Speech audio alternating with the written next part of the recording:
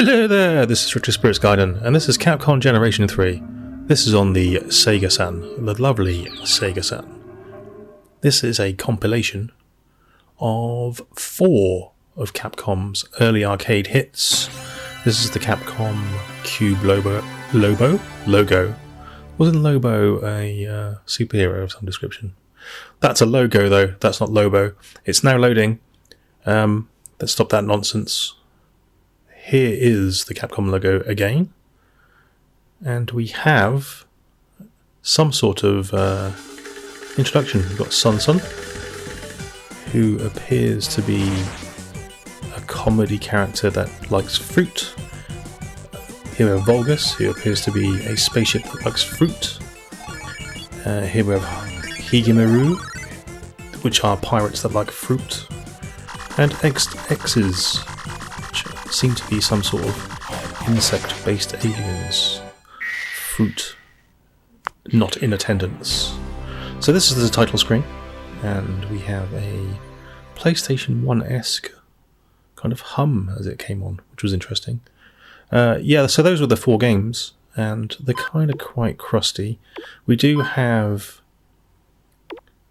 remix soundtracks for each game, because the original soundtracks in a lot of cases were very plinky plonky, and we have on the vertically oriented games the ability to rotate the screen for Tate mode, and that looks okay in some cases, but we'll get onto that later. Here we have Volgas, which is a vertically scrolling shoot 'em up with slightly mad rules, and we're going to turn on the remixed soundtrack here.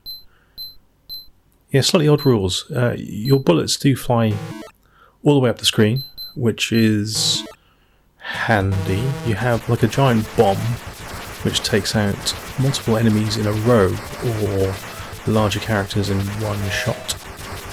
I'm not sure what the powers do at this point. I'm not an expert at this game, but I am having to hammer the fire button for every shot my craft fires here, so that is very strenuous on the old thumb joints. We've got some sound effects that sound a bit like farts. We have kind of detailed backgrounds. The volcano stuff is okay. Some grey looking water.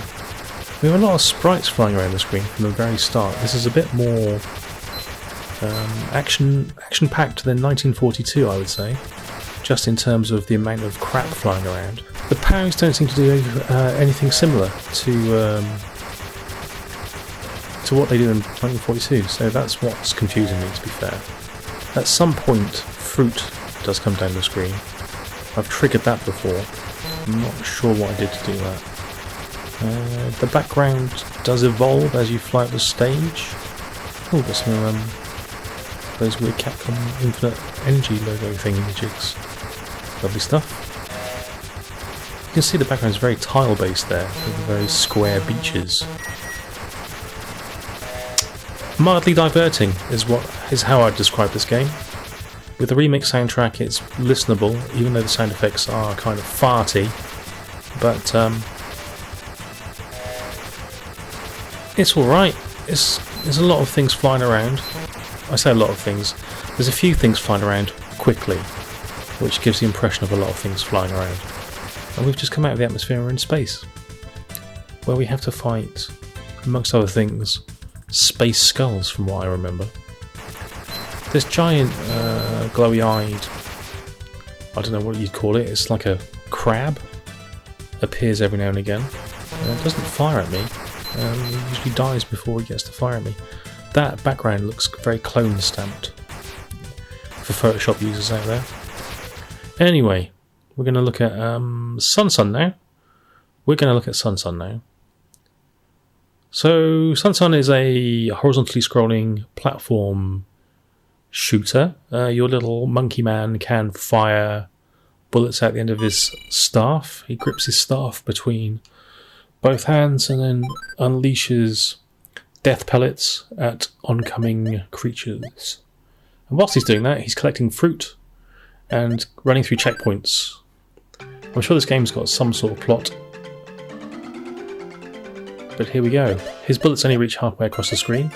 Again, we're looking at a remix soundtrack here. I say looking at. We're listening to a remix soundtrack here with original sound effects because they didn't bother changing a lot of the sound effects. So that's all in order.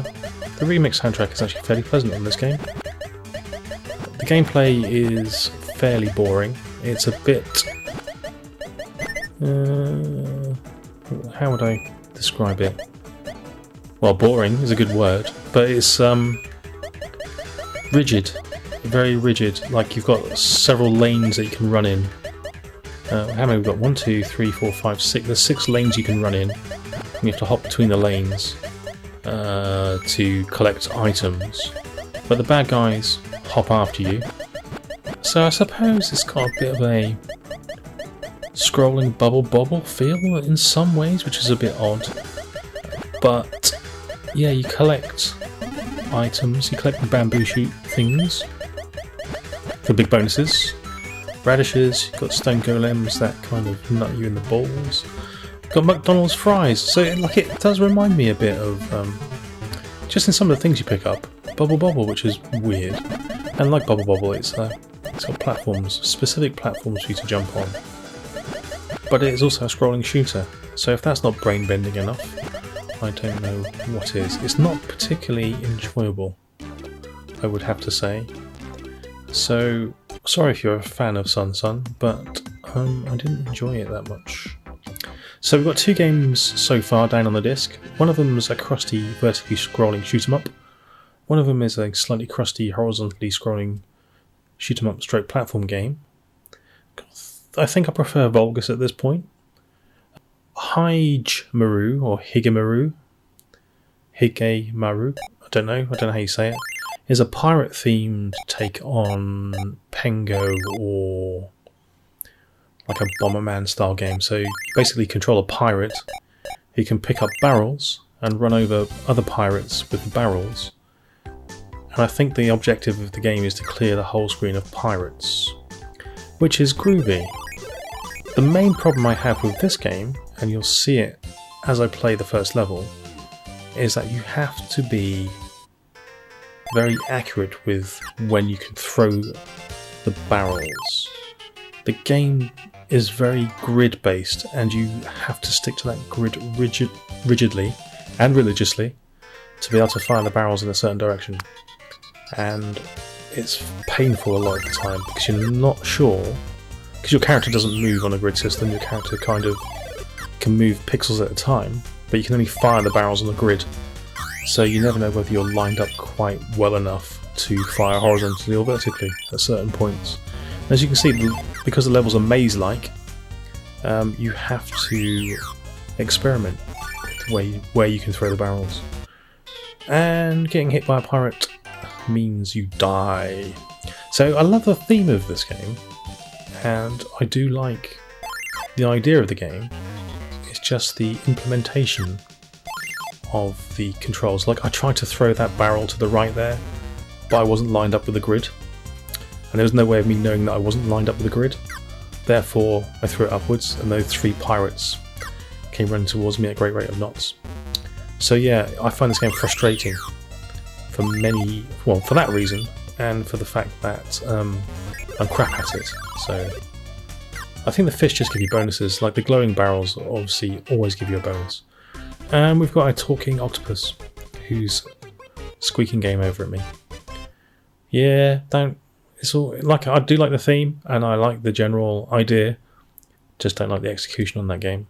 So that's 3 games down, 2 games not so good, 1 game okay, and this is the last one. This is X's, and we're going to try this one in multiple orientations. So we're going to go, there's basically three video modes you can do on each of these games. Well, on the vertical ones, there's Type 1, Type 2 and Type 3.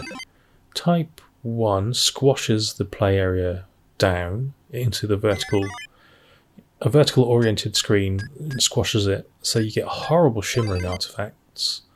Type 3 rotates the screen and expands it slightly, which makes everything slightly fatter than you'd expect, which is weird. For this particular game anyway, this doesn't look right in Tate mode. It looks like everything's too fat.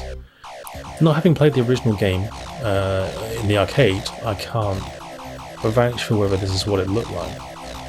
But it looks better in Type 2, I think it is, where it's vertically oriented on the screen normally. And it's squashed down a bit, but the graphics don't feel so chubby. And one of the modes is unusable, which I'll also show. So this game's kind of diverting. I do kind of like this game actually. It's like a hard 1942 style game. Your bullets don't travel all the way up the screen, which is fairly annoying, but it means that you can't just park at the bottom of the screen and kind of cover the whole screen. There's some parallax scrolling in here. The graphics are generally tidy. This feels a bit like Capcom's take on Xevious, if I'm to be honest.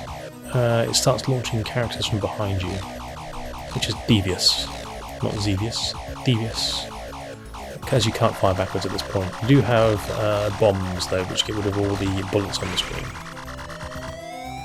And I do like the remix music on this, although the original music's painful in years, not too bad either.